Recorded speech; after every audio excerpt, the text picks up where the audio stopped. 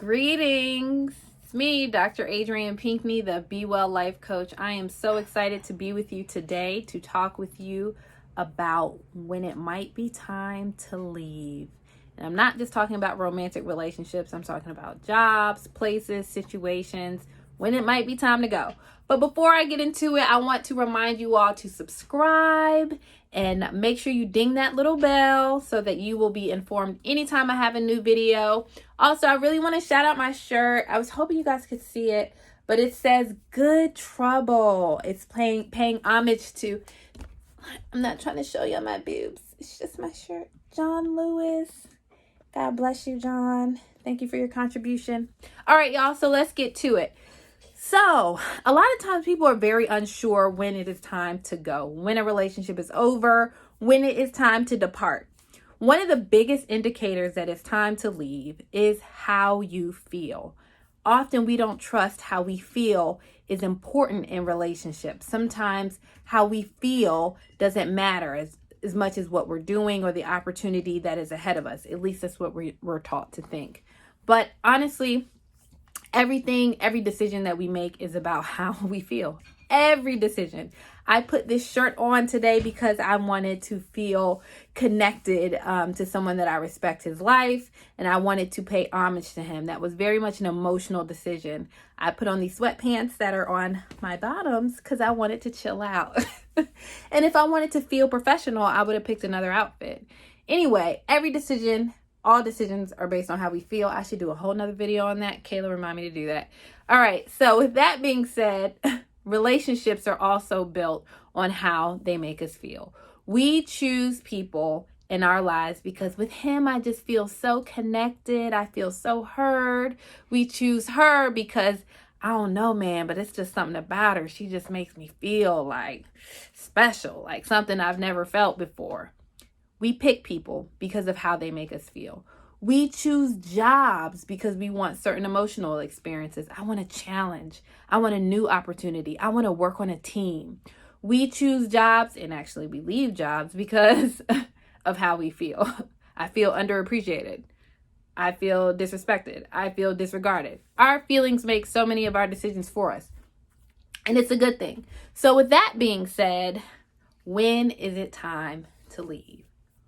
1, when you are having repeated negative experiences, like you're having more bad experiences than good experiences, that is a time that a relationship might be over.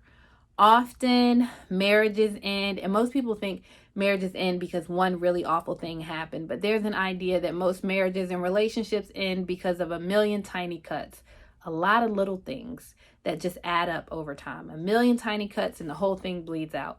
But anyway, when people consistently feel underappreciated or disregarded or alone or disrespected or unsupported, that is when people leave relationships. Because I just am not happy here anymore. I just don't feel connected anymore. We choose relationships because of positive emotional experiences. I just love you. Oh my God, I feel so considered. Oh, you really heard me. Oh, you remembered. That is why we choose someone. Too many negative experiences emotionally means we're probably going to leave. A situation, a relationship, a job. If every time I go over my aunt's house, I feel disgusted because it's nasty over there, I'm not going to go over there anymore. If every time I go see my uncle such and such, I feel excited and I feel light because we're having so much fun, then of course you're going to go visit him again. All relationships are built on how we feel in that person's presence, what emotional experience they generate within us. Therefore, when you're not feeling good a lot, it is an indicator that the relationship might be ending. Another indicator that it might be time to go. So this is point number 2.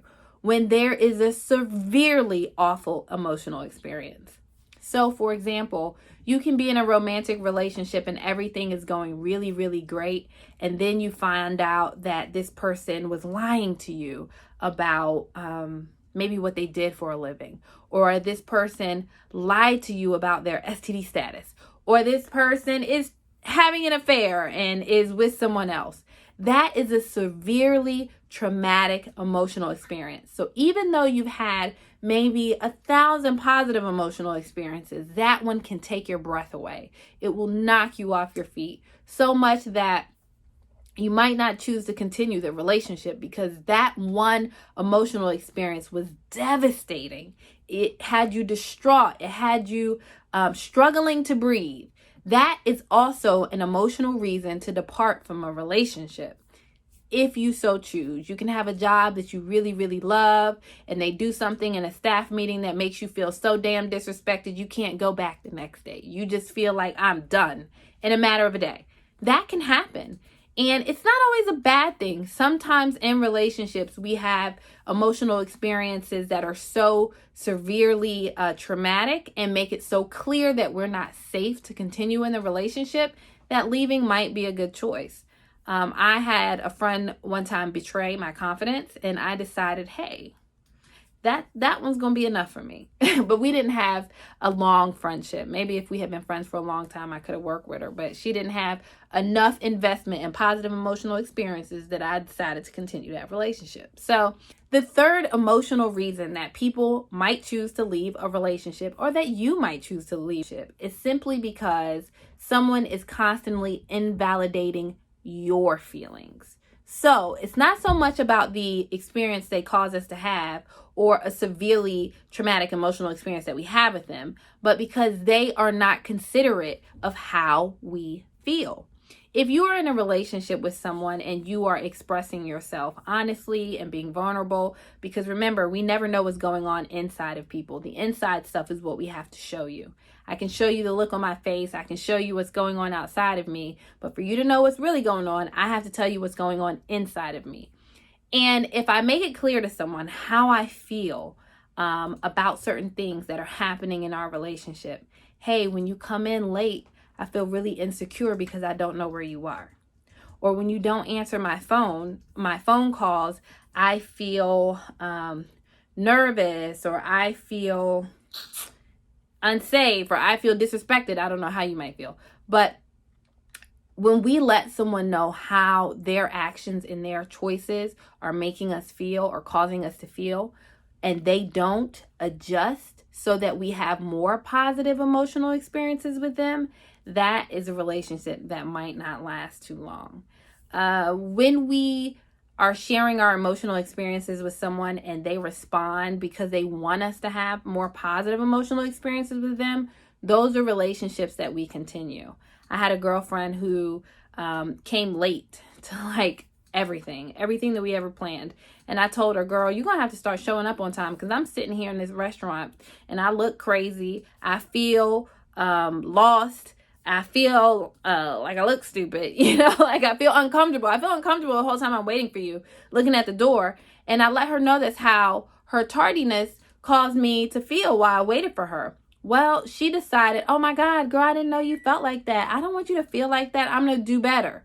Well, we're still friends because she decided to adjust her behavior when she learned that I'm sitting here feeling uncomfortable waiting for her at a restaurant by myself. So yes, in relationships, everyone is responsible for their own feelings. Really, no one causes you to feel anything. That's a whole nother video. Kayla, let's do that one too. But when we have a really good understanding that we choose relationships, we choose work, we choose to walk in people's houses and not walk in people's houses because of our emotional experiences in these spaces or with these people, when we're more aware of that, we are more intentional about how we affect others.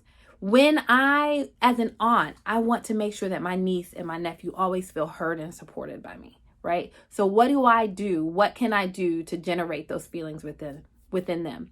As a partner, I want to make sure that my partner feels supported, that my partner feels respected, that my partner feels valued. What do I do? What do I say in my relationship every day to generate those feelings? Because if people start to feel undervalued, underappreciated, unseen, unheard, unsupported, rejected, abandoned, angry, hurt, frustrated, all of those things, when they start to feel those things too often in a relationship, they're likely to leave it. So I have 2 other videos that I have to do now, and I'm going to rewind this and remember what they are. So look for those coming in the next couple weeks. But again, I just want to remind you to subscribe, ding that bell, like this video, share it with your friends, tell them about all the good news that Be Well is, all the good work that Be Well is doing in the community. And until then, take really good care of yourself, honor your feelings, tell the whole truth, and be kind and gentle with yourself. And of course, be well.